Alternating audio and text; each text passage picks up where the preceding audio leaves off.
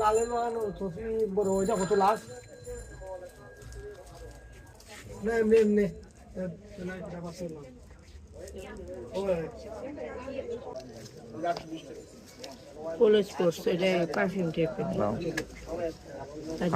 আসসালামু আলাইকুম, আশা করছি সবাই ভালো আছেন। তো আজকে সিলেট ভ্রমণের আপনার হলো দ্বিতীয় দিন। তো আজকে আমরা যাচ্ছি হলো আপনার বঙ্গীটিলা মাজারে। তো এটা হলো আপনার শাহজালাল মাজার থেকে অনেকখানি দূরে যেতে হবে। তো জায়গাটার নাম আমার ঠিক মনে নাই। যাই হোক, আপনারা বঙ্গীটিলা মাজার বললে আপনার যে কোনো সিএনজি বা অটো রিক্সা এখন আপাতত আপনার সিলেটে বন্ধ হয়ে গিয়েছে। তো যাই হোক, আপনারা এখন এটা আপনাদের নতুন আপডেট। তো আপনাদের একটা সিএনজি নিয়ে তো সোজা চলে আসতে হবে, তাও আপনাদের রিজার্ভ নিয়ে তারপর আসতে হবে, কারণ এখানে আপনার যাওয়ার সময় আপনারা কখনো কোনো গাড়ি সিএনজি পাবেন না। তো আমরা এখানে সৈয়দ সিফাত আলী শাহ রাদিয়াল্লাহু মাজার, তো এখানে চলে এসেছি। তো এটা হলো 360 আউলিয়ার মধ্যে একটি আপনার অন্যতম মাজার। তো এটা হলো আপনার মাজারটা হলো পাহাড়ের ওপরে, আপনার চারো সাইডে পুরো সম্পূর্ণ পাহাড়টা আপনার চা বাগানে ঘেরা। তো চা বাগানের মাঝখান দিয়ে আপনার এখানে হাজার হাজার সিঁড়ি দেওয়া আছে। তো এই সিঁড়ি বেয়ে তারপরে আপনার মাজারের উপরে উঠতে হবে, কারণ এখানে আপনার আর কোনো রাস্তা নেই ওঠার মতো। তো যাই হোক, আপনার দেখতে পাচ্ছেন চারোদিকে আপনার চা বাগান, তো এবং মাঝখান দিয়ে আপনার অনেকগুলো হাজার হাজার সিঁড়ি। তো এই সকল সিঁড়ি বেয়ে আপনাদেরকে তারপরে উপরে উঠতে হবে। তো আমরা একটা ধাপ পার করে উঠেছি এবং আরও উপরে উঠতে হবে। তো আরও আপনার কতগুলো ধাপ আছে, মাত্র আপনার গেট থেকে আপনার একটা ধাপ উপরে উঠেছি। এবং চারোদিকে আপনার হলো চা বাগান, খুব সুন্দর একটা জায়গা। এই মাজারটার উপরে উঠলে আরও সুন্দর অনেক কিছু আমরা দেখতে পারবো। তো আপনার চা বাগানের এই মাঝখান দিয়ে আপনারা সিঁড়ি বেয়ে যখন উঠবেন অবশ্যই সাবধানে থাকবেন। এই মাজারটা যারা বাচ্চারা আপনার অনেকে আছে যে বানর দেখতে চান, তো বানর পছন্দ করেন দেখতে, তো তাদের জন্য এই মাজারে আপনারা আসতে পারেন, কারণ এই মাজারে আপনার প্রচুর পরিমাণে বানর এবং হনুমান আছে, যেটা আপনারা মানে না দেখলে বিশ্বাস করতে পারবেন না। তো আমরা এরপরে সিঁড়ি বেয়ে আরেকটা ধাপ উপরে উঠেছি। তো এরপরে আরও 2-3টা ধাপ মনে হয় উপরে উঠতে হবে। তো চারপাশে আপনার শুধু চা বাগান আর চা বাগান। তো অবশ্যই সাবধান থাকবেন, কারণ এই চা বাগানের মাঝখান দিয়ে আপনার ভিতরে আপনার অনেক সময় বানর, হনুমান এগুলো আক্রমণ করতে পারে যে কোনো সময়। তো অবশ্যই সাবধানে আপনারা দেখে শুনে এবং আস্তে আস্তে সিঁড়ি বেয়ে উপরে উঠবেন। তো এখন আমরা আরেকটা ধাপ প্রায় উপরে উঠে গিয়েছি, এরপরে আরেকটা ধাপ আছে। তো এই ধাপটা পার হলেই তারপরে আমরা মাজারের উপরে উঠে যাব। তো দেখেন নিচটা অনেক আপনার নিচু, তো আমরা অনেক উঁচুতে উঠে এসেছি, কিন্তু ওঠার পর সেটা বোঝা যায় না যে আমরা কত উঁচুতে আছি। তো একবার উপরে উঠলে তারপর সেটা সুন্দরভাবে দেখা যায় এবং বোঝা যায় যে আমরা কতটা উঁচুতে চলে এসেছি। তো আমরা মাজারে একবারে উপরে চলে এসেছি।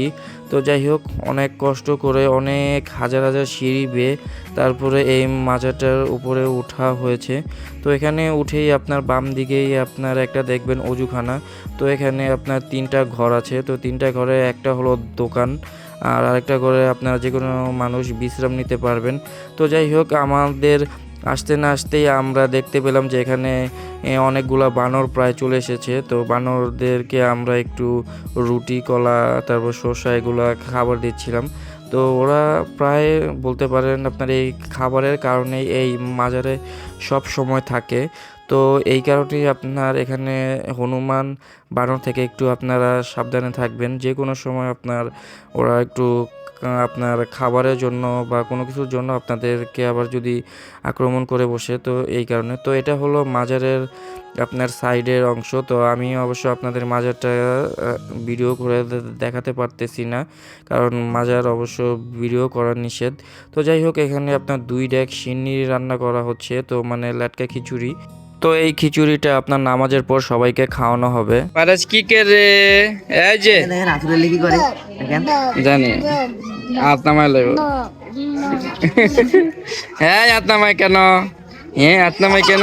এ আল্লাহরে হাত হাত নামাই ফেলছি, হাত নামাই ফেলছি, হাত নামাই ফেলছি, হাত নামাই ফেলছি।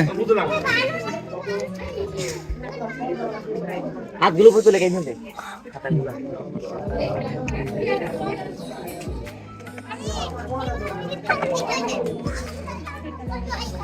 উদ্দে করতেছে কি এ কত দিয়েছে উদ্দে গাছ দাও ভরে আছে গা।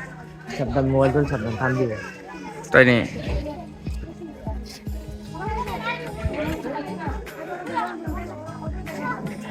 রাতুল ভাই রেল হয়ে যাবো ঠান্ডা এ আবার সিমরা গেছে। প্রথম দিকে চলে যাবেন না দেই কেমনে যাওয়া যায়?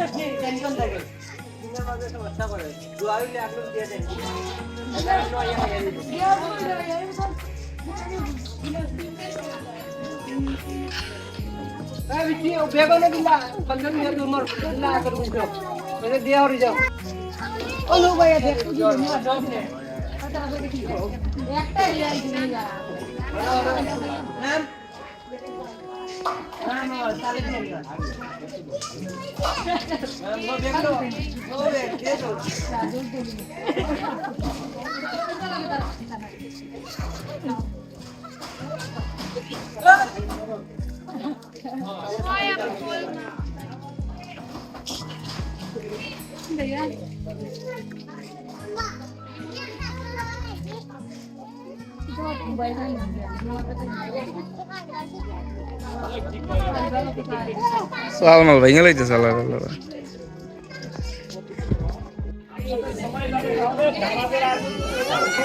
এই বান্ধব লাগাও, বান্ধব লাগাও। এই এই বান্ধব দিকে, বান্ধব দিকে লাগাও। এই বান্ধব, এই বান্ধব, বান্ধব, এই বান্ধব, ওই যে বানর ও মা এই বান্ধব। ও মাই গড এটা কি এই যে হালুম বাও ওই যে, ওই যে। তো আপনার মাজারে যে আপনার 2টা খিচুড়ি রান্না করা হয়েছে তো গরু মাংস দিয়ে, তো আপনি বিশ্বাস করবেন না, তো নামাজের পরে এখানে আপনার কয়েকশো মানুষ হয়ে গিয়েছে। তো সবাই একসাথে বসে আপনার এখানে মাজারের সিন্নি হিসেবে খিচুড়িটা সবাই মিলে একসাথে খাচ্ছি। তো খিচুড়িটা প্রচুর পরিমাণে মজা হয়েছে। তো খাওয়া দাওয়া শেষ করে তারপরে সন্ধ্যা হয়ে গিয়েছে। তো আমরা এখন মাজার থেকে বের হয়ে হোটেলে চলে এসেছি। তো হোটেল থেকে এখন আমরা রেস্ট নিয়ে রাতের খাবারের জন্য তো পানশিতে চলে আসলাম আবারও আপনার রাতের খাবার খেতে। তো প্রথম দিনও পানশিতে অনেক কিছু ভরপুর খাবার খেয়েছি। তো আজকেও আপনার পানশি রেস্টুরেন্টে চলে আসলাম অন্য কিছু অর্ডার করব। তো পানশির এখানে মেনুগুলো অনেক, তো সবগুলো ট্রাই করা তো একদিনে সম্ভব না, তো এক একদিন ট্রাই করব বলে চলে এসেছি।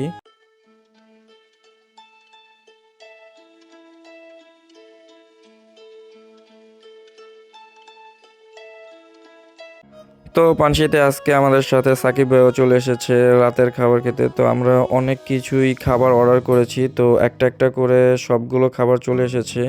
তো আজকে নতুন নতুন অনেক খাবার অর্ডার করেছি, আরও অনেক খাবার আমাদের আসা বাকি আছে, তো সেগুলোর জন্য ওয়েট করতেছি। তো সাকিব ভাইও আসবে। Break apart. Don't tell me why can't collide. Nowhere to run, nowhere to hide. Don't you feel? Don't you? তো আজকে আমরা 4 জনে আজকে অনেক খাবার অর্ডার করেছি, যেটা হলো ভরপুর খাবার। তো আমরা এখন সবাই এক একজন এক একটা আইটেম অর্ডার করেছি, মানে যে যা পেরেছি যতটুকু খাবো। তো তারপরও এখান থেকে সবাই সব কিছু ট্রাই করতেছিলাম, সবার কাছ থেকে যে খেয়ে দেখতেছিলাম।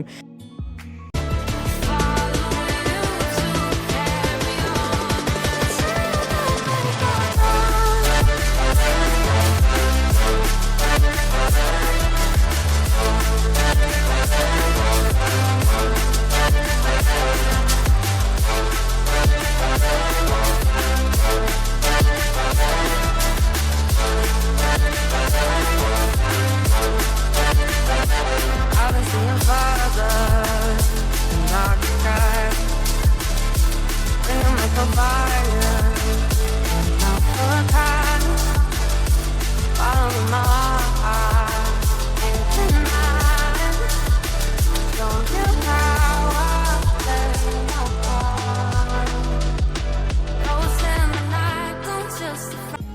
তারপরে আমাদের সব কিছু খাওয়া দাওয়া শেষ হয়ে গেলে তারপরে আমরা একটু মিষ্টি জাতীয়, তারপরে খাওয়ার শেষে যদি পানশির চাটা না খাওয়া হয় তাহলে আপনার পানশির মানে খাবারটাই আপনার স্বাদটাই মনে হয় আপনার কাছে কি জানি মিসিং মনে হবে এরকম।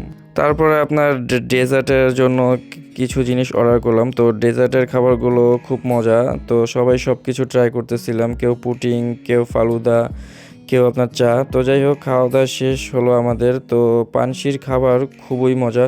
তো দেখেন প্রচুর পরিমাণে ভিড় এখানে ভাই, মানে পানশিতে আসতে হলে আপনার এখানে আপনার ওয়েট করতে হবে, মাঝে মাঝে সিট পাওয়া যায় না। তো এখানে প্রচুর পরিমাণে মানুষ চলে আসে এখানে বলতে পারেন।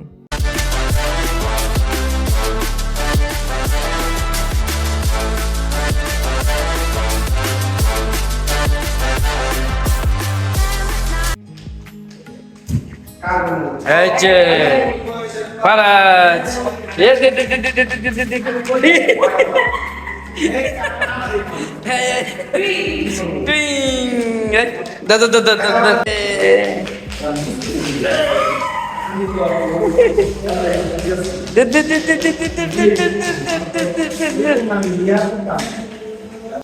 তো এরপর আমরা পানশি থেকে খাওয়া দাওয়া শেষ করে চলে আসলাম হোটেলে। তো ফারাজ এখানে প্রচুর পরিমাণে দুষ্টু এবং খেলাধুলা করতেছিল, তো ওর সাথে একটু সময় কাটালাম। তো সময় কাটিয়ে তো আমাদের কিছু কেনাকাটা বাকি ছিল, তো কেনাকাটা করার জন্য সোজা দরগা গেটের এখানে চলে আসলাম। তো আম্মুর জন্য একটা তসবি পছন্দ হয়েছে, তো আম্মু বলেছিল যে 13 কাটার একটা তসবি নিতে। তো আম্মুর জন্য একটা তসবি সাথে সাথে অনেক কষ্ট করে দামাদামি করে তারপর তসবিটা কিনে নিয়ে নিলাম। তো এখানে আরও অনেক দোকান আছে যে বহুত কিছু পাওয়া যায়। তো দেখতে দেখতে হঠাৎ করে আমার একটা ব্যাসলাইট ভালো লেগে গেল।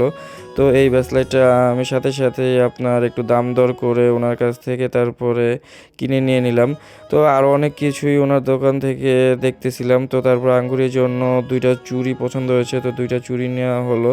তো এরপর আরেক দোকানে গিয়ে মামাদের সাথে দেখা হয়ে গেল। তো সেখানে কিছু তসবি দেখতেছিলাম। তো এখানে নানুর জন্য একটা তসবি নেব, তো নানির জন্য তসবিটা সুন্দরভাবে দেখতেছিলাম। তারপর নানি এবং মিমের জন্য 2টা তসবি নিয়ে নিলাম আমরা। এটার গ্যারান্টি করা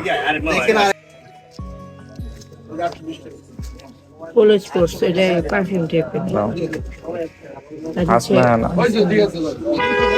তো তসবি এগুলা কেনা শেষ হলো। তো তারপরে এখানে দেখছি সবাই টুপি কিনতেছিল মামারা। তো ভাবলাম যে আমার জন্য একটা দেখবো নাকি, তো আমি ভাবলাম যে আব্বুর জন্য একটা টুপি নিয়ে নিই। তারপরে আব্বুর জন্য একটা টুপি কিনে ফেলাম। তো টুপি কিনে তারপরে আমি মামা চলে গেলাম আপনার হোটেলে চা খেতে। তো এখানে মামা একটু চা প্রচুর পরিমাণে খায়, আমারও এখানে চাগুলো অনেক ভালো লাগে। তো চাটা খেয়ে আমরা এখন বাসার উদ্দেশ্যে রওনা দিলাম। তো ভিডিওটি ভালো লাগলে অবশ্যই লাইক, কমেন্ট, শেয়ার করবেন।